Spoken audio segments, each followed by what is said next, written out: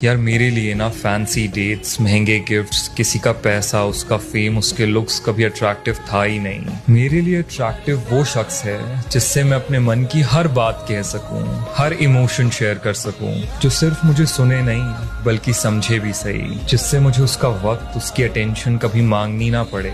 ये सब मुझे खुद से मिले, जिसे मेरी मुस्कुराहट के पीछे का दर्द दिखाई देता हो, जो तब भी मेरा साथ दे जब मैं खुद का तक साथ छोड़ने लगूं, जिसे मैं वैसे ही पसंद हूं जैसे मैं सच में हूं। This is all attractive to me.